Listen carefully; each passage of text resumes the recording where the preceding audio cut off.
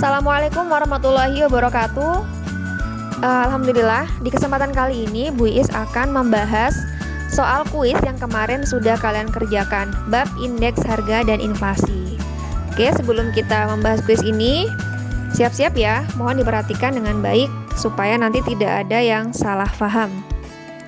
Pertanyaan pertama, angka indeks yang digunakan untuk mengukur inflasi di suatu negara adalah indeks harga saham gabungan, indeks harga produsen, indeks harga konsumen, perdagangan besar, atau indeks pembangunan manusia. Sudah jelas ya, inflasi selalu diukur dari indeks harga konsumen, karena ini mencerminkan harga-harga barang yang dikonsumsi hampir oleh semua masyarakat. Karena masyarakat pasti menjadi konsumen, sedikit kan yang menjadi produsen atau sedikit yang bermain di pasar saham. Tapi kalau konsumen semuanya pasti. Soal kedua, harga barang di distrik Shimonoseki mengalami kenaikan dan salah satunya karena tingginya permintaan terhadap barang konsumsi di daerah. Nah, untuk mengatasi inflasi, pemerintah distrik Shimonoseki menerapkan kebijakan dengan cara menaikkan pajak rakyat. Nah, solusi dari mengatasi inflasi tersebut kalian bisa buka buku paket, di situ ada cara untuk mengatasi inflasi. Pajak, pendekatan dengan pajak yang dilakukan oleh pemerintah, ya, ini merupakan pendekatan atau kebijakan fiskal ya. Jadi nanti kalian akan mengenal ada dua pendekatan kebijakan moneter yang dilakukan oleh otoritas moneter atau BI, Bank Indonesia, dan kebijakan fiskal yang dilakukan oleh otoritas fiskal. Fiskal ini berarti oleh pemerintah yang memang biasanya dilakukan dengan cara mengatur pajak atau subsidi. Jadi karena di sini ada kata kunci pajak, berarti solusi itu merupakan solusi kebijakan fiskal ketat ya. Karena apa? Karena dengan adanya pajak, jadi kalau pajak dinaikkan, otomatis harga barang jadi mahal. Nah, kita sebagai konsumen pasti akan berpikir dua kali untuk membeli barang. Nah, caranya seperti itu. Jadi jawabannya adalah yang fiskal ketat. Selanjutnya, inflasi yang terjadi karena adanya peningkatan biaya produksi disebut dengan ini tinggal mengistilahkan dari Indonesia ke Inggris. Jawabannya adalah cost plus inflation. Kalau demand permintaan ya, import berarti impor, supply penawaran, mix itu berarti campuran. Selanjutnya, teori inflasi yang memberikan tekanan pada kekakuan dari struktur perekonomian seperti yang terjadi di negara berkembang merupakan teori. Kalian bisa buka buku paket. Kata kuncinya adalah struktur. Fisher, Keynes, poststrukturalis, strukturalis atau kuantitas. Kata kuncinya struktur. Struktur ekonomi. Jawabannya adalah strukturalis. Ya, Bu Is dapat jackpot double Jeopardy.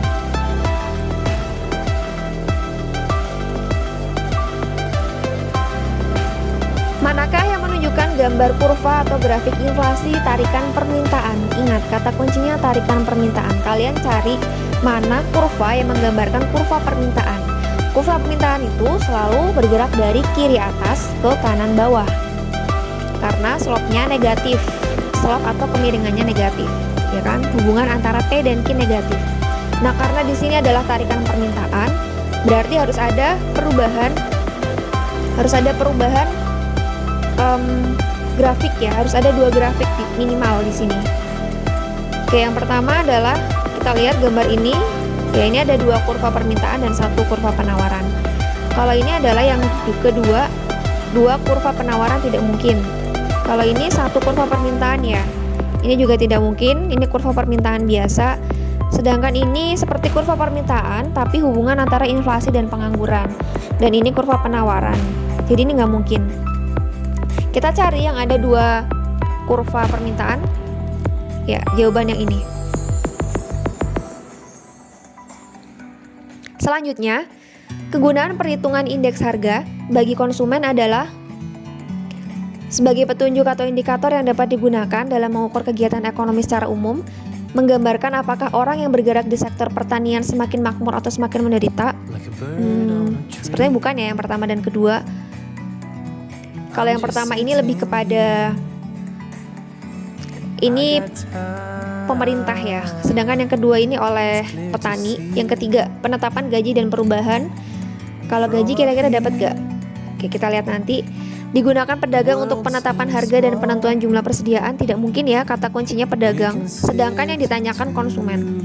Pedoman pembelian bagi perusahaan tidak mungkin karena perusahaan. Yang bisa dirasakan konsumen adalah yang ini, menetapkan gaji dan perubahannya, karena ya setiap manusia pasti kerja ya, banyak yang bekerja dan pasti akan mendapatkan gaji. Nah, ini untuk mengukur IHK ini apakah gaji kita itu semakin tahun semakin turun atau semakin meningkat. Lalu selanjutnya, adapun yang dimaksud dengan inflasi adalah sebagai berikut.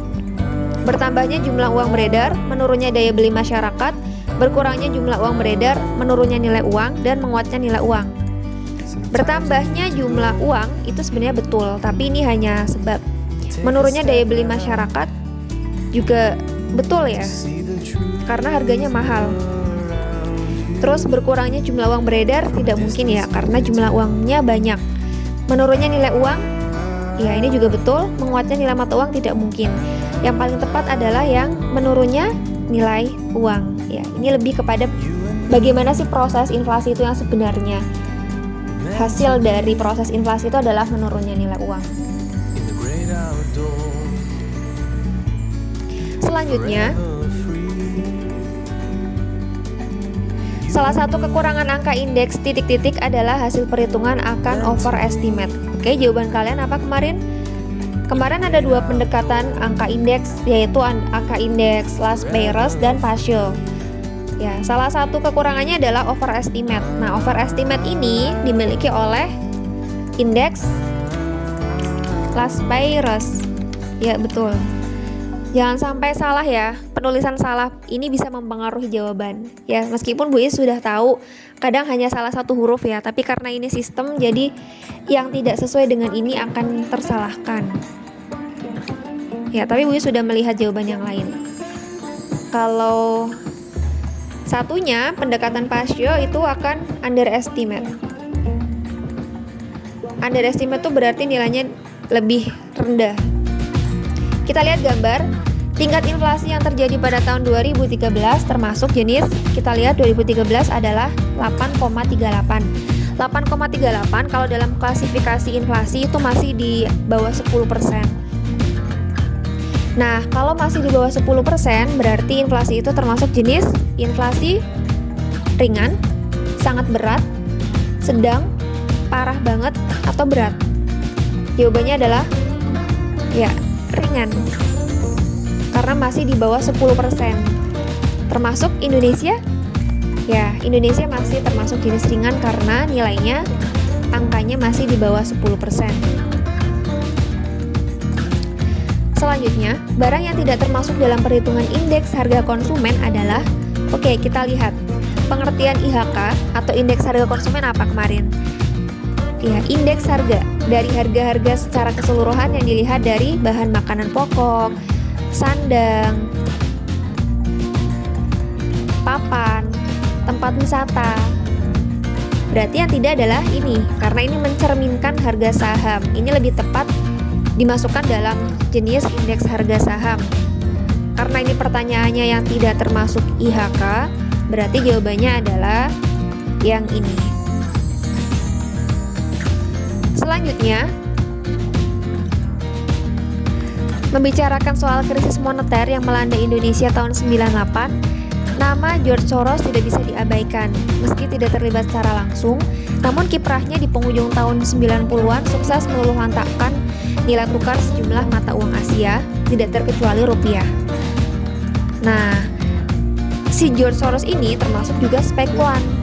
Aktivitas spekulan dan beberapa teman-temannya ini bersama George Soros menyebabkan nilai rupiah turun hingga terjadi inflasi yang sangat berat atau hiperinflasi. Berdasarkan kasus ini, jenis inflasinya adalah kemarin iya ini ternyata banyak yang menjawab inflasi yang bersumber dari George Soros. Betul sih sebenarnya, cuman kurang tepat ya, hanya kurang tepat. Oke, karena George Soros ini berasal dari negara lain ya, dan pemicunya waktu itu berasal dari Thailand yang kemudian menular ke Indonesia. Nah, inflasi ini bersumber dari luar negeri. Lebih tepat jawabannya adalah inflasi yang bersumber dari luar negeri. Ya selain karena George Soros dan takdir ya, dan kehilafan manusia yang disengaja, tapi jawaban yang lebih tepat yang ilmiah adalah inflasi itu bersumber dari luar negeri. Selanjutnya, Keynes mengatakan bahwa inflasi terjadi karena teori inflasi ada beberapa jenis ya, strukturalis, Keynes. Nah, Keynes menyebutkan inflasi itu terjadi karena Keynes memasukkan unsur spekulasi, atau ada orang yang hidupnya itu melebihi kemampuan ekonominya, ekspektasinya tuh berlebih. Nah, jadi inflasi itu karena dia itu sebenarnya ingin gaya aja ya, belum punya kemampuan tapi ingin memegang uang lebih banyak. Selanjutnya, abad ke-19, akhir era revolusi industri, banyak bermunculan teknologi dalam berbagai industri untuk meningkatkan produksi. Hal ini membuat mereka berlomba-lomba memproduksi barang dalam jumlah berlebihan, mendatangkan dampak yang saat itu pasokan barang meningkat dan membuat harga barang justru menyusut. Nah, fenomena apakah yang terjadi? Kalau inflasi itu kan harga barangnya naik atau turun? Naik. Nah, ini berarti kebalikannya dari inflasi. Deflasi, depresi, apresiasi atau resesi. Kebalikan dari inflasi adalah deflasi. Oke, kebalikannya ya, harga barangnya menurun atau menyusut. Jika harga naik secara terus-menerus, maka nilai mata uang akan turun.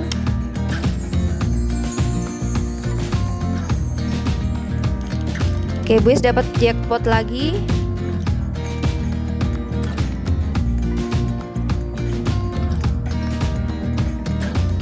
Selanjutnya, indeks harga titik-titik bisa digunakan untuk mengukur inflasi. Tadi apa jawabannya? Indeks harga konsumen ya. Ingat, inflasi itu diukur dari indeks harga konsumen. Oh, salah. Hanya kelebihan satu huruf. Ya, harus hati-hati memang sistemnya mendeteksi seperti itu. Konsumen ya jawabannya tapi. Oke, kita lihat data di bawah indeks harga tahun 2016. Tahun dasarnya adalah 2015. Kita diminta menghitung indeks harga Paasche. Oke, kita lihat Paasche rumusnya adalah Paasche pasti, berarti menggunakan pengalinya adalah Qn. Sigma Pn kali Qn per sigma PO kali Qn.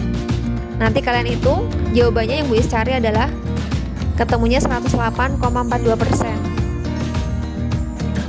Oke ya, kita lanjutkan. Peristiwa demo serikat buruh yang meminta kenaikan upah akan menyebabkan inflasi. Nah, kemarin banyak terjebak di sini karena ada kata meminta. Jadi banyak yang menjawab permintaan. Padahal sebenarnya kenaikan upah buruh ini kan akan menambah biaya produksi, akan mempengaruhi pengusahanya, ya kan?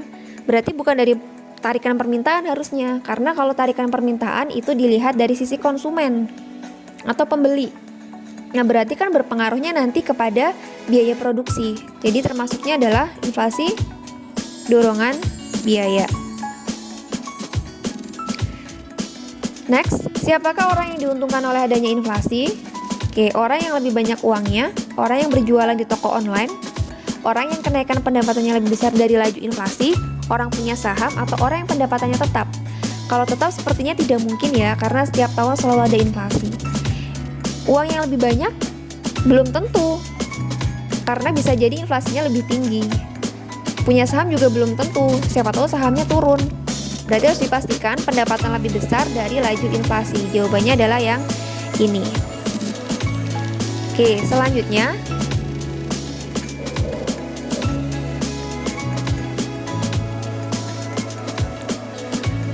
berikutnya adalah simbol PO dalam perhitungan angka indeks merupakan simbol untuk PO itu adalah harga tahun dasar. Ingat ya, PO itu adalah tahun dasar, PN itu adalah tahun berjalan.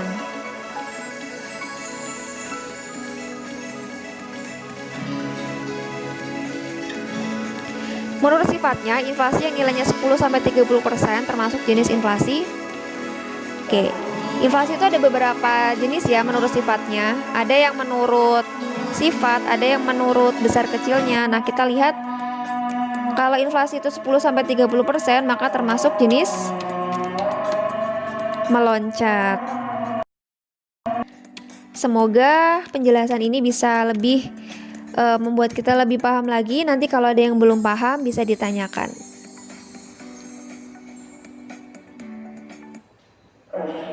Oke, sekian.